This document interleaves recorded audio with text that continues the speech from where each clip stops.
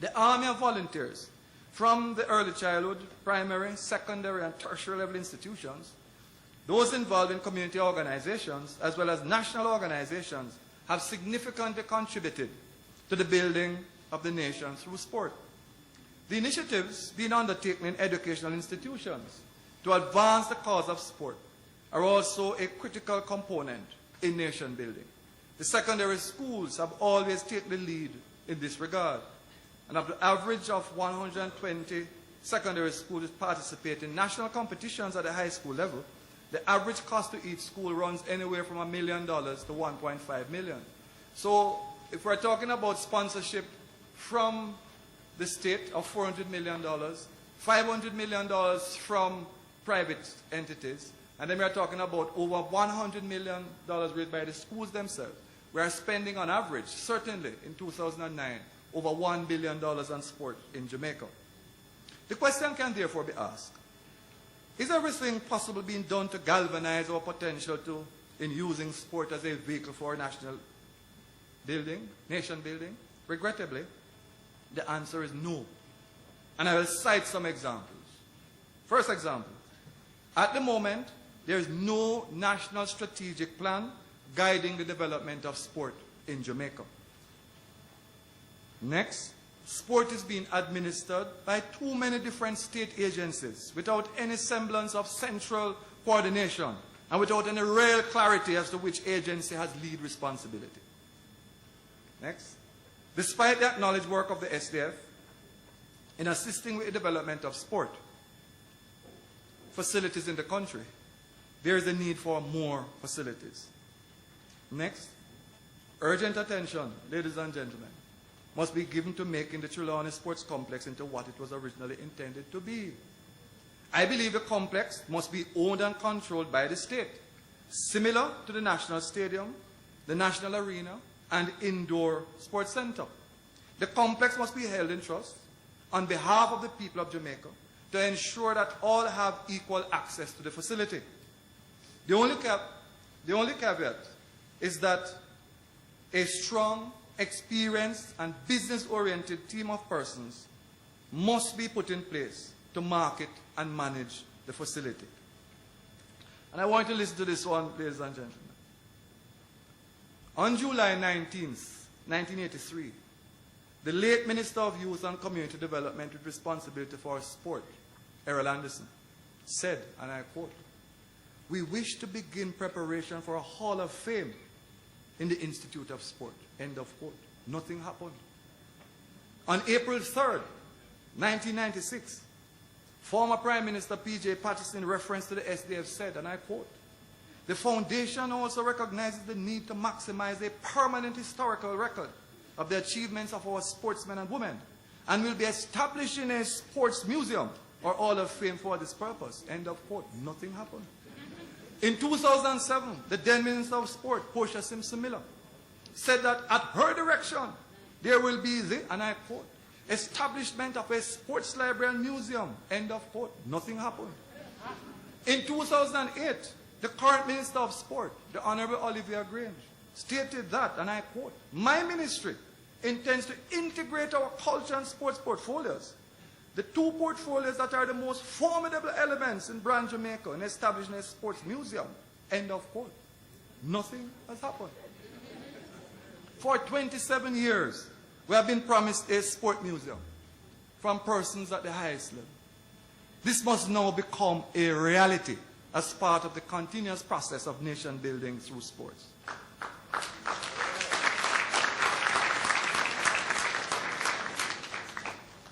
Finally, in this area, the most important area of focus in our nation building through sports must be our communities. Of the $400 million allocated to sport by Chase, $220 million, or 55%, went to national associations. There needs to be a shift towards communities in the allocation of these funds. I now turn to sport and the economy. Don't worry, we have only about another hour and a half to go. Don't worry. Be comfortable. The possibility of maximizing the financial potential of Brand Jamaica must be viewed within the context of a Jamaican economy which has been experiencing anemic economic growth for the last 30 years. As such, there needs to be a paradigmatic shift in the thinking by the authorities in Jamaica, in government, in sports associations, and in the private sector about how sport can be used to leverage the Jamaican economy. Let me raise a few points in this regard. Sport has been critical in defining brand Jamaica. One of Jamaica's main areas of economic focus has been its tourist industry. Yet, from our chief policy maker in this regard, our Minister of Tourism, in his 2010 budget presentation, there was only one paragraph on sport, and it reads thus, and I quote, "In sports, we'll further leverage on Jamaica's triumph in Beijing through our participation in the 2009 World Games in Berlin and the 2010 Winter Olympics in Canada to promote Jamaica, because we will have Olympic gold medalists running in those games and a Jamaican team participating in the Winter Games in Canada." End of quote. Yes, the quote finished. That was the only thing that was said on sport. The Minister of Tourism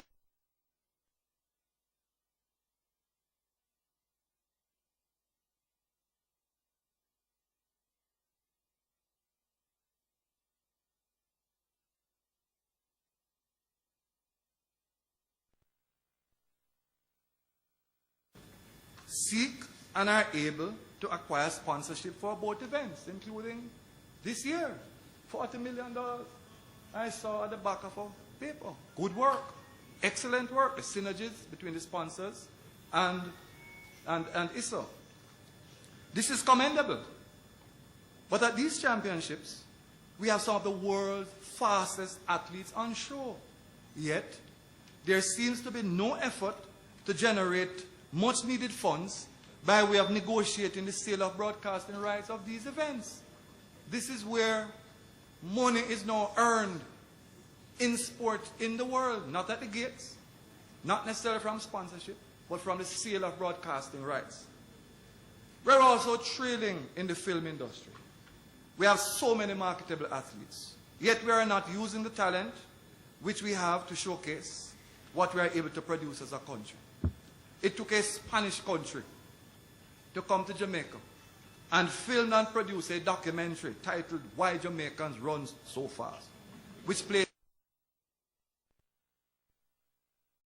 we are faced with is that we do not have a properly worked out national to the exploits of the athletes through entertainment, craft, manufacturing, tourism, agriculture, and other types of investments that generate employment and creates wealth. Jamaica has not yet developed the potential to fully integrate sport as part of the economy, largely because our thinking has not changed from what sport used to be to what sport is now.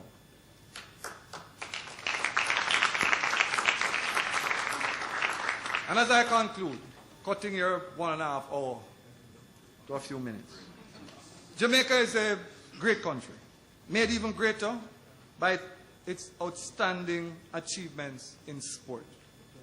We need to build on this legacy. How? We need, sooner rather than later, a national development plan for sport. A kind of 2030 strategic plan in which we focus on positioning all of our competitive sport for that time period, especially those which have allowed us to penetrate the global sport arena. Another area, as an area of national life which has brought so much glory to the country and which has so much potential, sport requires concentrated focus and attention. To be placed in a ministry where the minister also has responsibility for youth, culture, entertainment, community development, women, and gender affairs undermines the essence of what can be achieved by sport. Not clapping? Anyway, we'll move on. Third, the majority of the national sport associations need to modernize their administrative structure in keeping with international trends. The closed, authoritarian, non-inclusive, non-transparent, non-accountable style of leadership must give way to open, transparent, collective, and accountable. The modernization of the management of our sport organizations will help to deepen the required trust among all stakeholders. We need to build relationships in the international community which will allow us to access the most modern expertise, technologies, and methods to advance sport in Jamaica. Sport has a powerful role to play in the transformation of Jamaica, but it means that meaningful investment in sport programs and facilities must be continuously undertaken, especially in the communities. We must develop a plan to stop the ambush marketing of Jamaica's name internationally.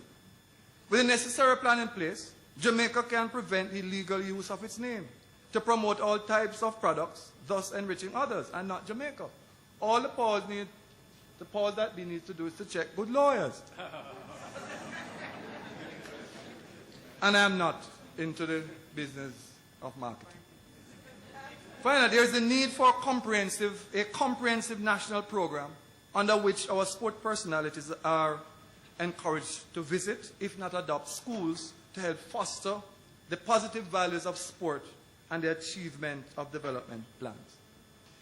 Jamaica's ability to competently build on its sports legacy will be greatly enhanced by the fixing of the education system, generating consistent and sustainable economic growth, accompanied by social equity, the eradication of crime, and the restoration of law and order. This is not only the duty of the state, but also that of the private sector. Businesses need sustainable societies in order to protect their own sustainability. This also requires the input of every individual in the society, as in order to stop economic and social erosion, it must begin with serious and meaningful self-examination. If our sport men and women can demonstrate the will to win, despite the odds, then as a people, we must demonstrate the will to make Jamaica the place of choice to live, work, raise families, do business, and enjoy sport. Ladies and gentlemen, thank you very much for listening.